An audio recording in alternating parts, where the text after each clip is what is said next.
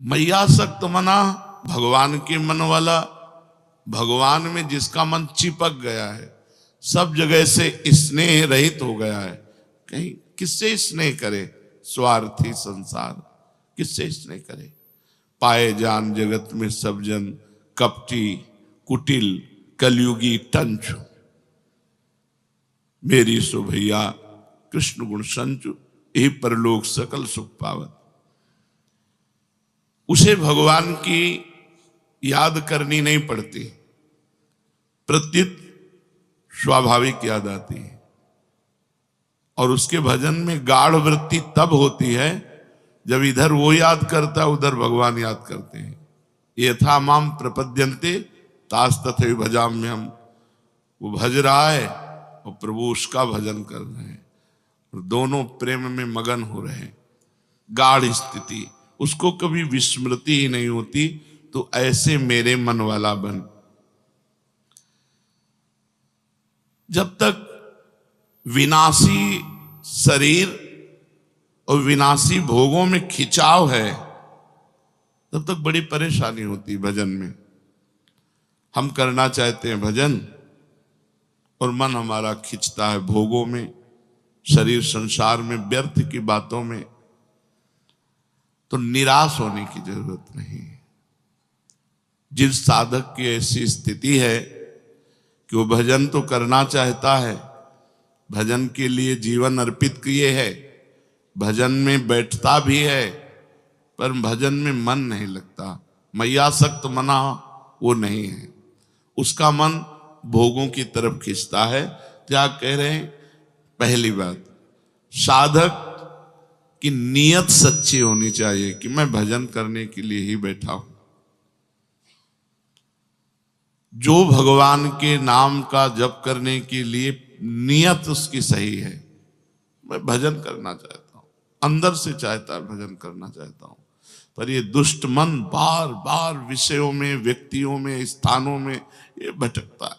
उसको अच्छा नहीं लगता, पर वो मन को वश में तो कर नहीं पा रहा, इसलिए मन जा रहा है पर उसे अच्छा नहीं लगता। ये है सच्ची नियत का साधक। वो भजन करने बैठा, उसका मन भोगों में जा रहा है, उसको अच्छा नहीं लग रहा, जलन हो रही, ये क्यों जा रहा है? बार बार वो प्रयास करके अपने मंत्र को, अपने नाम को चला रहा है।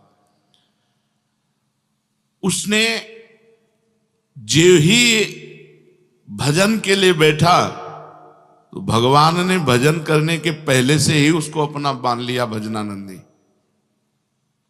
यहां वर्णन करते हैं कि जैसे कोई धनी आदमी किसी को नौकरी के लिए लावे, लेबरी के लिए, और कह दे यहां तुम बैठो, हम काम बताएंगे, और पूरा दिन हो गया उसको कोई काम नहीं बताया, तो शाम के 5 बजे जब वो चलेगा, मालिक से कहेगा हमारे 500 रुपये दीजिए। कहेगा किस बात के? बोले बैठने के। आप हमें लिवा के लाए, आपने कोई काम नहीं बताया, अब हमारी तो दिहाड़ी आपको देनी पड़ेगी। तो ईमानदारी से उसको 500 रुपये लेबर को देने पड़ेंगे, क्योंकि वो तो आप बुला के लाए और कहा यहां बैठ जाओ, वो बैठा है। अब आपने कोई काम नहीं बताया तो कोई काम नहीं किया, पैसे आपको देने पड़ेंगे, पेमेंट आपको देना पड़ेगा। ऐसे ही तुम सारे दिन प्रभु को अपना दिए हो, सुबह से लेके शाम तक वाणी पाठ, नाम कीर्तन, भजन, इसके बाद आपका मन नहीं लगता, तो जो मन लगने का फल है वो आपको प्राप्त होगा। भगवान बेईमान नहीं है, भगवान ईमानदार है, और भगवान सर्वज्ञ हैं, जानते हैं कि ये मेरा भजन करने का प्रयत्न कर रहा है, पर मेरी दुरंत माया के कारण इसका मन भजन में नहीं लग रहा है। तो भगवान उस साधक को भजन का वैसे ही फल देते हैं जैसे फल मन लगने पर। क्या फल मिलेगा? उसका मन लगने लगेगा। भजन का फल क्या मिलेगा? उसका मन लगने लगेगा। पहला, ईश्वर अनुग्रह, ये अनुभव होगा उसको, मेरे ऊपर भगवान की बड़ी कृपा है, मेरे ऊपर भगवान की बड़ी कृपा है, श्री जी की बड़ी कृपा है, ये बार बार अनुभव होगा। भगवद अनुग्रह अनुभव पहला, और दूसरा फल क्या होगा? भगवान की सत्ता में अपने को लीन देखना। ये फल मिलेगा। जो ईमानदारी से भजन करने में बैठता है पर मन नहीं लगता, तो मन ना लगने पर भी उसे कुछ दिनों बाद ये अनुभव होने लगेगा कि श्री जी की हमारे ऊपर बड़ी कृपा है, और फिर श्री जी की मधुर महामंगलमय रूप में वो लीन होने लगेगा, अपने आप मन उसमें लगने लगेगा। इसमें भगवत जो दर्शन है, इन इंद्रियों की ताकत नहीं है कि भगवान के दर्शन कर लें। जो अभी इंद्रियां हैं, नाम जप के द्वारा, मंत्र जप के द्वारा इनका मार्जन होता है, इनमें चिदानंद ताकत आती है इन इंद्रियों में। स्थूल इंद्रियों से भगवत रूप दर्शन नहीं किया जा सकता। जब भजन किया जाता है, डट के भजन, तो इन्हीं इंद्रियों में चिदानंद सामर्थ आती है, और इन्हीं नयनन सब सुख देखे, अपनो जन्म सुफल कर लेखे। उसे अनुभूति होने लगती है। अपने हृदय में भगवान युगल सरकार की, या जो जिस भावना में है, उसको उसी भगवत रूप का अनुभव होने लगता है। जब भजन करता है और यह अनुभव होने लगता है कि प्रभु की हमारे ऊपर बड़ी कृपा है, धीरे धीरे मन प्रभु में लगने लगा, तो अब झांकी आने लगी। वो जिस उपाय से प्रभु के नजदीक पहुंच रहा है, उस उपाय को प्राणपन से पकड़ लेता है। उसको समझ में आया ना, इससे फायदा मिला, इससे हमें आनंद मिल रहा है, जैसे नाम जप, मंत्र जप, और उसको संसार से बैराग हो रहा है, प्रभु में अनुराग हो रहा है, कुछ अच्छा वो समझ गया, दवा काम कर रही। अब वो इतनी आसक्ति कर लेता है नाम में कि जैसे कहीं हमने देखा कि गुरु जी को बात करने का तो बड़ी रफ्तार से चालू, तो क्या पहले नहीं चालू था? क्या नहीं, पहले मानसिक चालू था। देखा आप बात कर रहे हैं कि छूट न जाए, तो उपांशु में, फौरन उपांशु में आ गए। सिद्ध महापुरुष भी तद विस्मरणेन परम व्याकुलते थी। प्रभु का विस्मरण होने की भावना मात्र में इतनी व्याकुलता पैदा होती है, आप समझ नहीं सकते। एक अंदर विशेष प्रकार का कष्ट होता है, क्यों छूट गया, ये क्यों रुक गया, मैं क्यों इतने मिनट खाली रहा। मंत्र चल रहा है लेकिन ठीक अनुभव नहीं हो रहा, तो भी उससे संतोष नहीं हो रहा। वही आंखों में दिखना चाहिए, कानों में सुनना चाहिए, वही हृदय में चलना चाहिए। ये आसक्ति, ये फल मिलेगा बैठने मात्र का। मन नहीं लगता, तो आप बैठते रहिए, एक दिन आपको ये फल मिलेगा कि हमारे ऊपर प्रभु की बड़ी कृपा है, और आप मंत्र में, नाम में तल्लीन होने लगेंगे।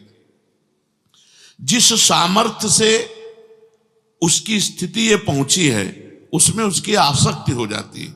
राधा नाम में, निज मंत्र में, राधा वल्लभ सिंह हरिवंश नाम में जिसकी उस वृत्ति चली और उस वृत्ति से उसको ये लाभ मिला, उसमें उसकी आसक्ति हो जाती है।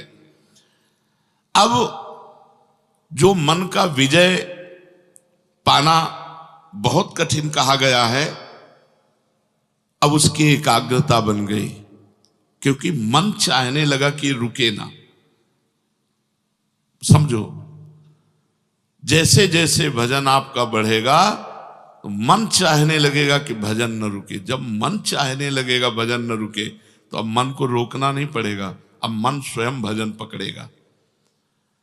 वैसे कुछ दिन भजन तुम पकड़ो, फिर तुम्हें भजन पकड़ लेगा। वृंदावन की विशेष महिमा है, यहाँ फिरे स्वार्थ आपने, भजन गए फिरे बाह। पर कुछ दिन डट के भजन करना पड़ेगा। सच्चा वैराग्य और दीर्घ काल तक, दीर्घ काल माने बहुत लंबे समय तक भजन का अभ्यास, इससे ये सिद्धि प्राप्त होती है। स्वयं भजन चल रहा है,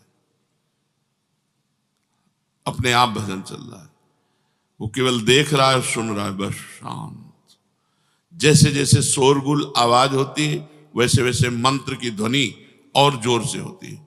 उसके मंत्र ध्वनि में अंतर नहीं पड़, अगर अंतर पड़ने लगेगा तो टिकेगा नहीं, वो तुरंत हटेगा, क्योंकि उसकी जो बात बनी है वो उस अंदर के चिंतन से बनी है। अब वो अंदर का चिंतन नहीं छोड़ सकता, उसके लिए बहुत बड़ी बात है। अंदर का चिंतन छोड़ना मानो प्राण निकल जाए ऐसा कष्ट होना होगा, इसलिए उसे वो पकड़ लेता है।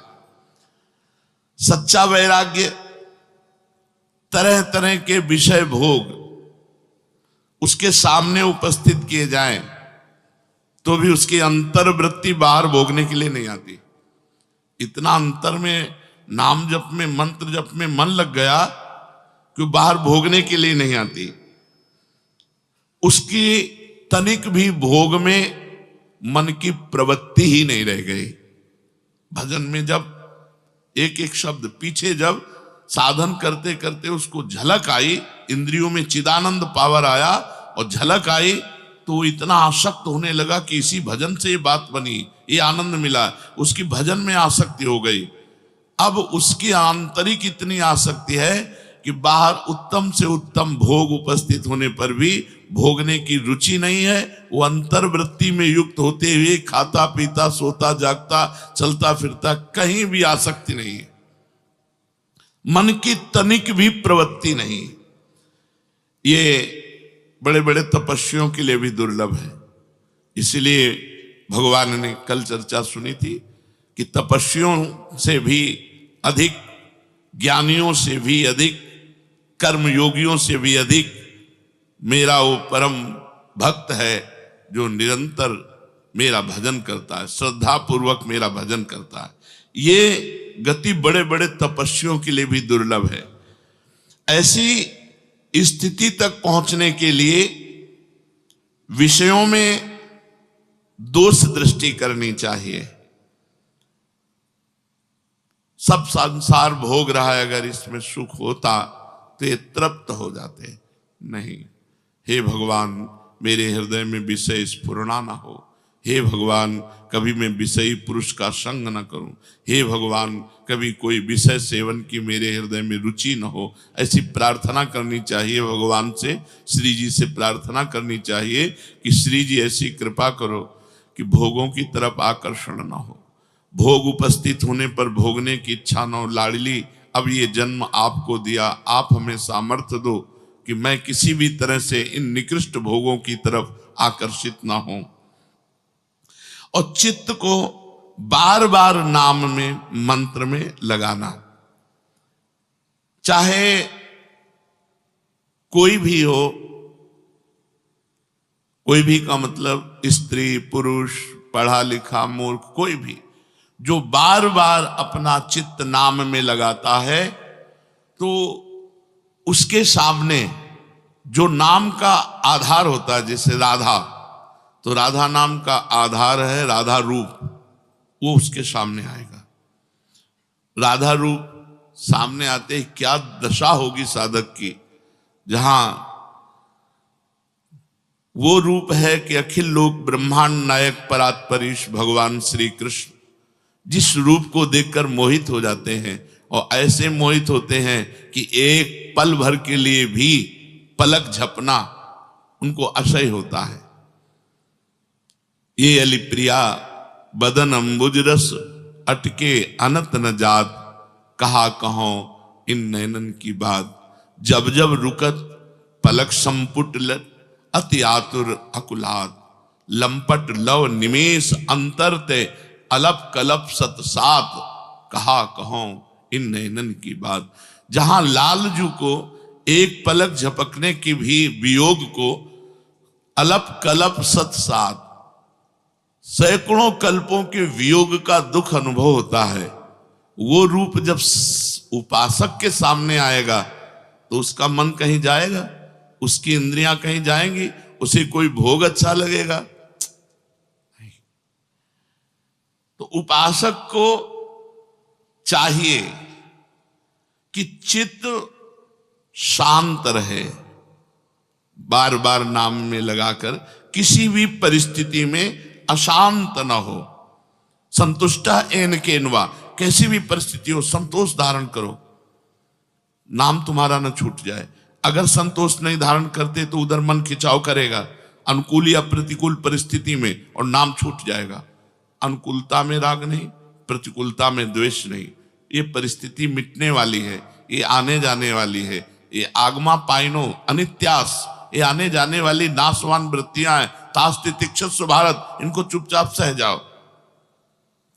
हर समय भगवान नाम जप की नितांत आवश्यकता है। नाम जप के समय यदि मन इधर उधर परोक्ष विषयों में चला जाता है तो आप चिंता मत करो, ये नाम जप ही आपको, पहली बात तो फल मिलेगा आपको। बताया जैसे उस लेबर को 500 रुपया मिलेगा, ऐसे आपको फल मिलेगा। फल क्या मिलेगा? मन लगने लगेगा, भगवत कृपा का अनुभव होगा, तल्लीनता आने लगेगी। इसलिए साधक को बिल्कुल घबराना नहीं। मन लगे ना लगे, हमको भजन करना है, उसका फल हमको मिलेगा, पक्का मिलेगा। मंगल दिश दशहु, दसों दिशाओं में मंगल होता है भजन करने वाले का। वो भाव कुभाव अनख आलसहु, नाम जपत मंगल दिश दशहु। बहुत सुंदर बात। अब जब अभ्यास की पुष्टि हुई तो हठ पूर्वक मन को हटाया नहीं जा सकता। जैसे भोगों से हटा के भजन में नहीं लगाया जा सकता, बड़ा कठिन है, ऐसे ही भजन में जब मन लग गया तो हठ पूर्वक साधक व्यवहार के कार्यों को करना चाहता है। व्यवहार के कार्य होते भी हैं, लेकिन मन वो नाम में चिपका रहता है। असहाय निर्विण्ण अवस्था जागृत होती है। खिन्न, कुछ अच्छा नहीं, कोई अपना नहीं। ये बिल्कुल दिव्य भागवती की स्थिति, असहाय और निर्विण्ण अवस्था जागृत होती है भजन से। कोई मेरा नहीं, और बिल्कुल कोई मेरा नहीं, और खिन्न, कहीं मन नहीं लग रहा। एक रास्ता बचा है, नाम और मंत्र, भगवान, उसी में। जब उसका गाढ़ चिंतन, तो इतना आकर्षण बढ़ता है कि प्रभु को घसीट के आना पड़ता है। इतना आकर्षण बढ़ा, अनुराग बढ़ा कि साधक के सामने उसका इष्ट घसीट करके आ गया। मंत्र जप